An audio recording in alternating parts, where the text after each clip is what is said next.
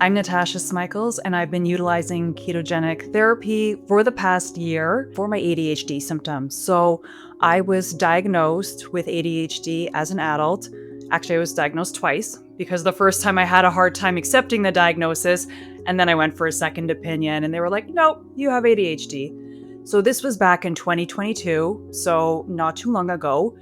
And at that time, I did decide to try stimulant medication, which is really popular for ADHD diagnoses, which I took Concerta. And I took Concerta consistently for about a year, and it did help me quite a bit. But there were drawbacks to the medication. So the things I didn't like about the medication were I would get a crash at the end of the day. So I'd get really overwhelmed with a lot of anxiety, overstimulation, just racing thoughts at the end of every day after the medication wore off. The medication also really suppressed my appetite, so going out and eating food in restaurants was no longer enjoyable, and I really felt like it muted my creativity. Prior to taking the medication, I was a very creative person, always thinking, always daydreaming, always having all kinds of, interesting stories running through my mind, very visual thinker. And all of that was gone. So I got introduced to specifically a ketogenic diet for ADHD about a year ago. So this would have been January of 2024 when I came across one of Chris Palmer's podcasts.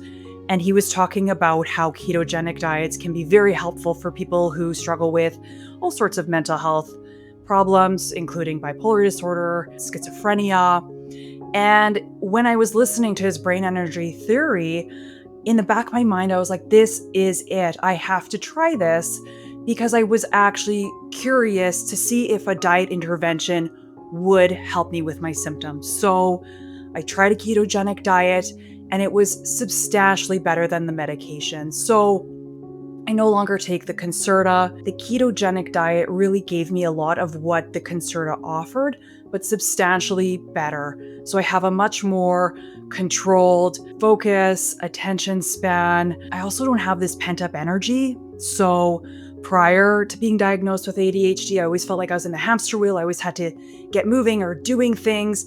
And I just felt like so incredibly restless all of the time. And it was so uncomfortable. So the ketogenic diet gives me this opportunity where I can just feel relaxed.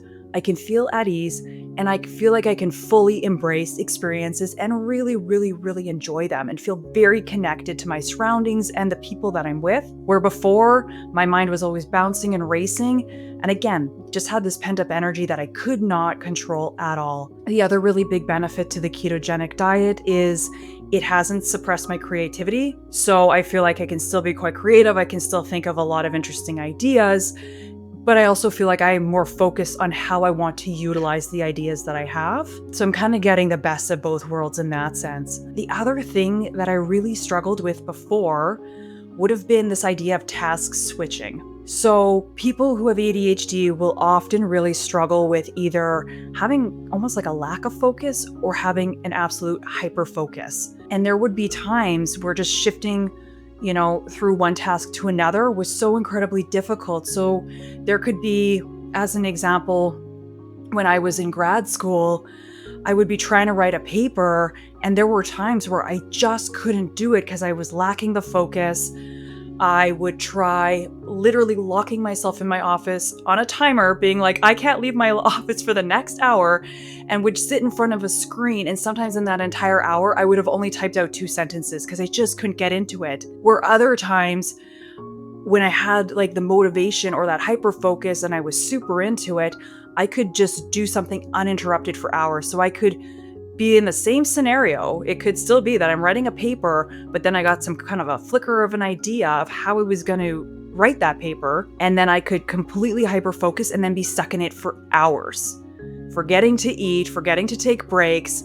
And if something interrupted me, it would be beyond frustrating because then I feel like if my attention's pulled, then it's almost like I have to do some kind of like mental gymnastics to get back to doing that task again.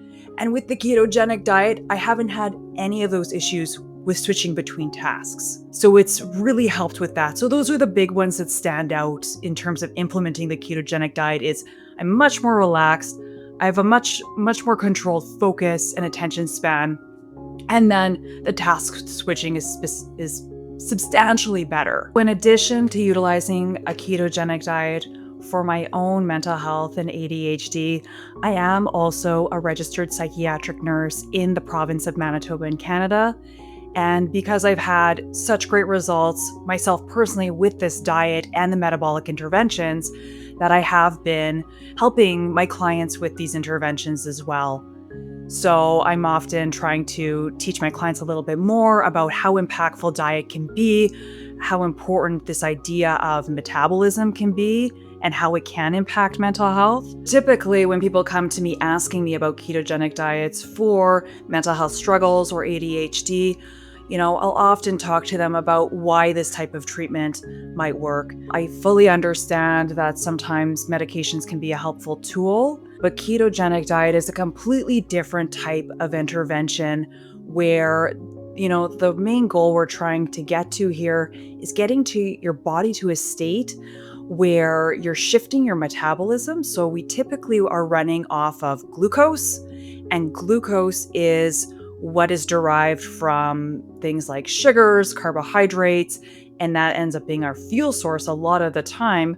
And with a ketogenic diet, we want to try to have this metabolic shift where we're almost starving out some of this glucose, we're lowering the carbs, we're eliminating the sugars, and we're starting to run off our fat stores. And what happens when we run off our fat stores is we start to release what's called ketones, which can be utilized as an alternative fuel source for your brain. So I always think of it as we're kind of like, going from maybe like mediocre fuel to going super premium fuel for your brain.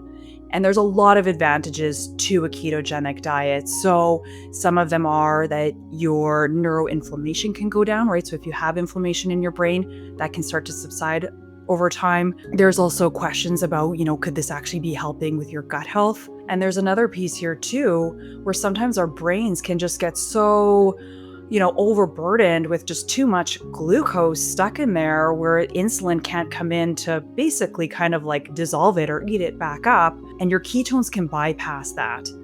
So if your brain is struggling to consume energy, ketones can be an awesome solution for that. So that's really what we're talking about when we're looking at utilizing a ketogenic diet for your brain health. I never knew or even had the thought I had ADHD up until I got diagnosed, because I could function really well in a lot of ways. And so I never even would have had the thought that crossed my mind being like, you have some kind of a deficit in some way, because the environment around me, I have a lot of supportive people. So people could just excuse if I forgot something or I never did anything that was really detrimental where it was like, whoa, why do you keep doing this? I could still function well. And this past year, I'm almost going to get tearful here. This past year, Hannah, just being on this diet has transformed my entire perception of the world. It is wild. And that's why it's I want to pivot and I want to do so much more, because the way I experience things, I don't even think I ever would have thought that was possible. It's profound. It really is.